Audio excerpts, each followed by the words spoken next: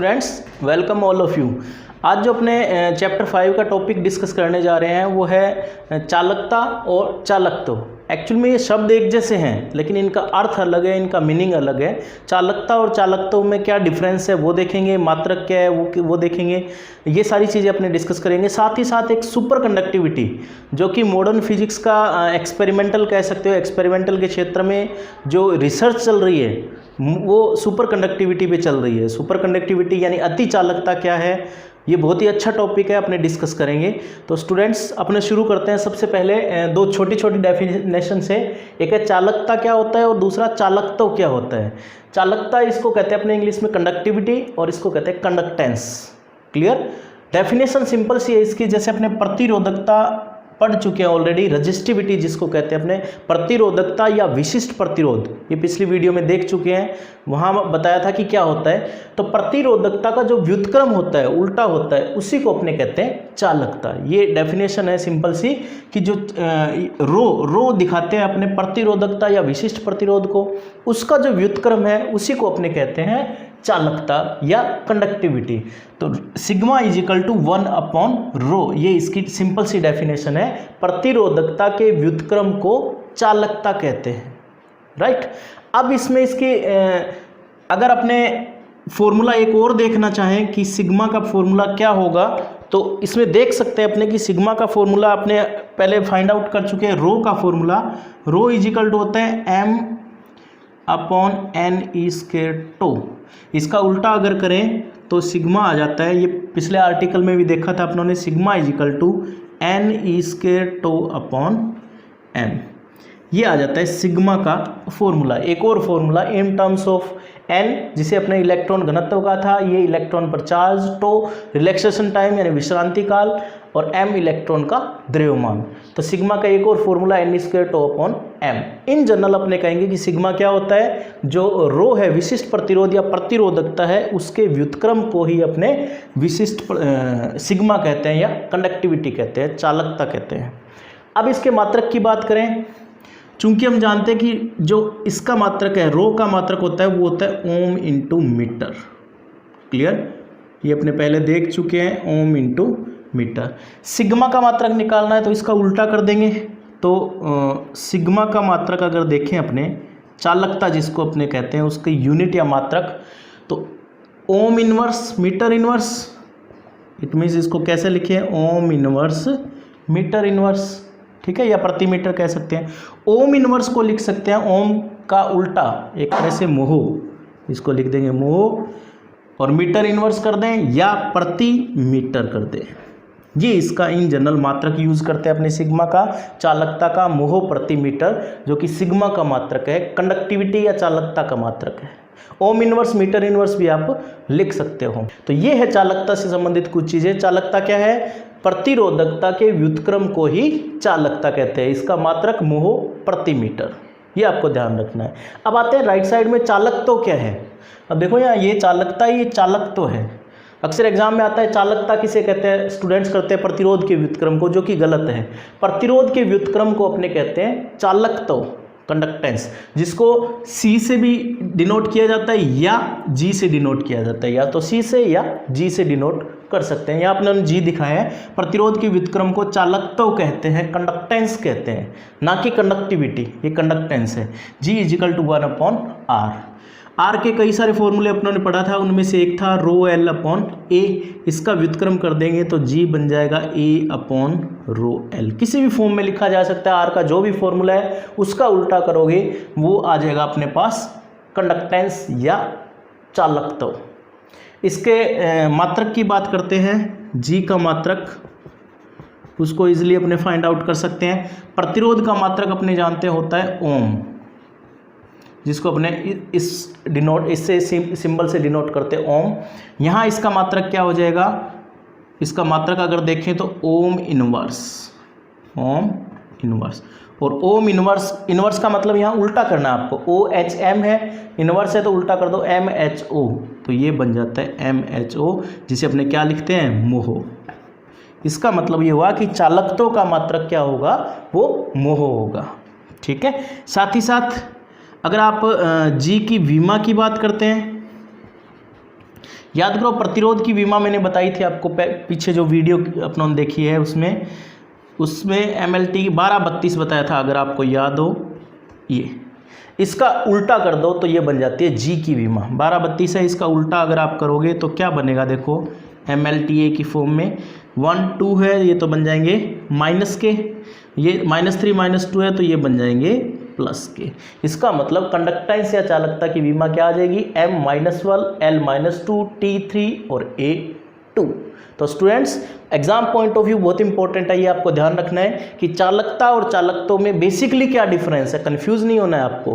कि यहाँ तो अपने कहेंगे चालकता क्या है, विशिष्ट प्रतिरोध या प्रतिरोधकता के व्युत्क्रम को चालकता कहते हैं, यहाँ कहेंगे अपने प्रतिरोध के व्युत्क्रम को चालकत्व कहते हैं। ये बेसिक सा डिफरेंस है जिससे जो आपको ध्यान में रखना है। स्टूडेंट्स अब अपने देखते हैं सुपर कंडक्टिविटी या अति चालकता है क्या। बहुत ही इंटरेस्टिंग टॉपिक है, इस पर रिसर्च भी काफ़ी चल रही है और इन फ्यूचर अगर ये रिसर्च निश्चित रूप से कामयाब होगी, ये मान के चलते हैं, तो अपने पास क्या रिजल्ट निकलता है उसके बारे में भी अपने देखेंगे, क्या फ़ायदा होगा इसके लिए। तो यहाँ पर देखिए अति चालकता है क्या।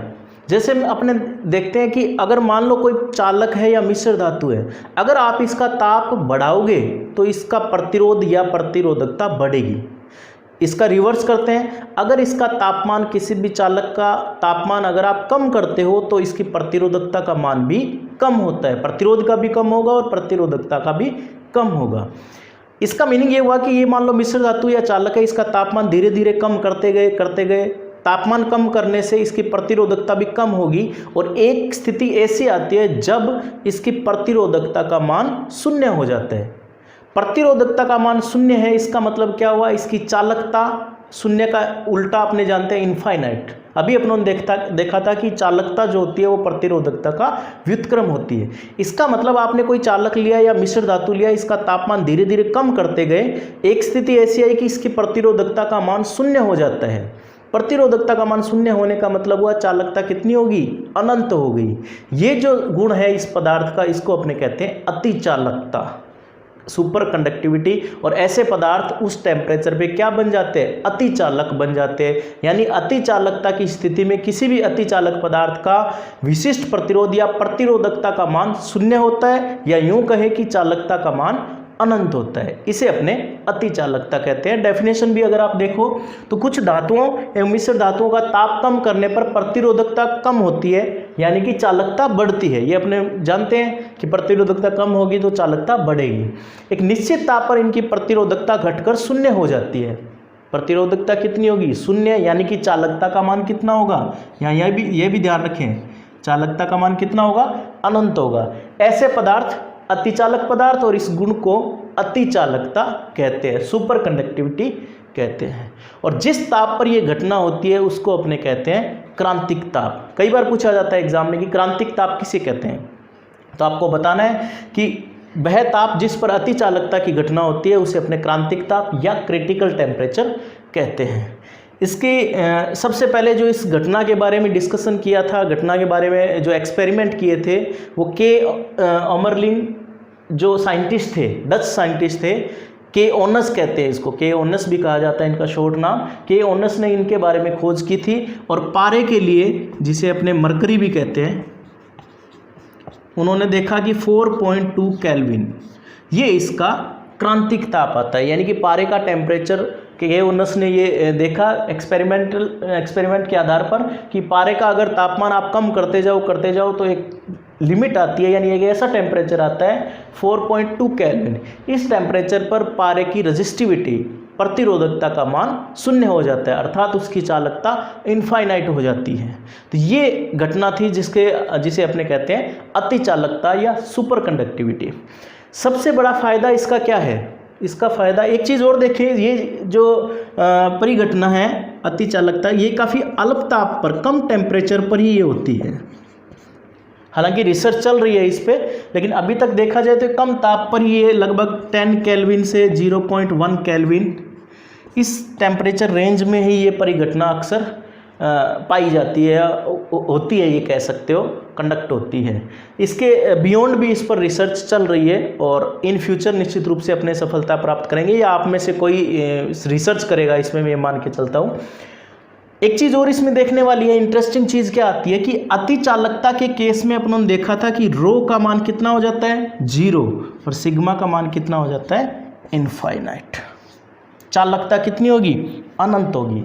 इसका मीनिंग ये हुआ कि चालकता स्टूडेंट्स जैसे मैंने बताया अति चालकता के केस में रो का मान, रजिस्टिविटी का मान 0 और चालकता का मान, कंडक्टिविटी का मान इनफाइनाइट हो जाता है। इसका क्या मतलब है कि सपोज रूम टेम्परेचर पे इस समय मान के चलते हैं कि ये एक अति चालक पदार्थ है, यानी इसकी रो का मान कितना हो गया 0 और सिग्मा का मान इनफाइनाइट है।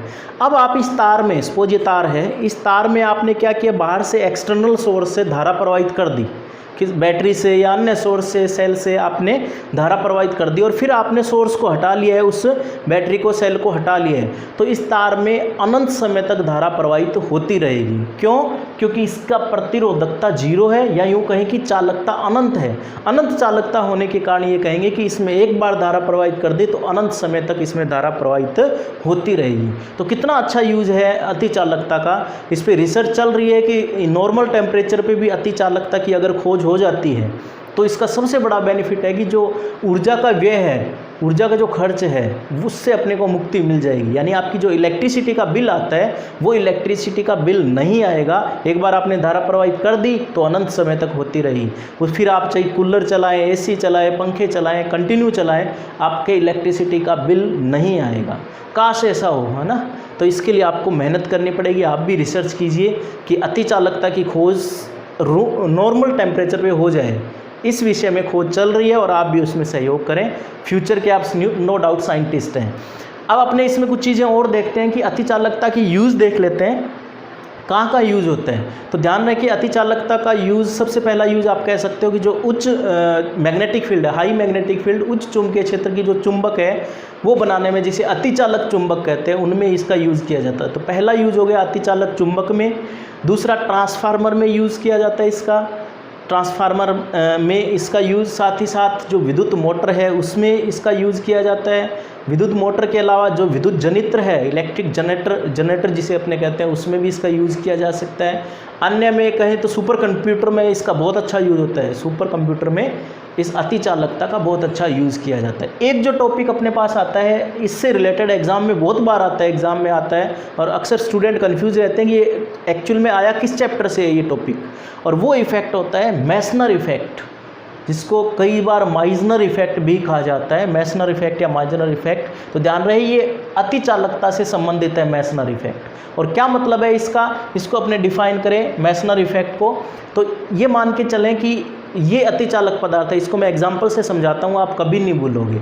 सपोज ये अति चालक पदार्थ है, इसके बाहर आपने चुंबकीय क्षेत्र अप्लाई कर दिया, यानी चुंबकीय बल रेखा इधर से आ रही है, तो चुंबकीय बल रेखा यहाँ आती हुई इसके अंदर से क्रॉस नहीं करेगी, पेनिट्रेट नहीं करेगी, यानी इसको पार नहीं कर पाएगी, साइड से होकर फिर निकल जाएगी। इसका मतलब किसी भी अतिचालक पदार्थ के अंदर चुंबकीय क्षेत्र B का मान हमेशा 0 होता है।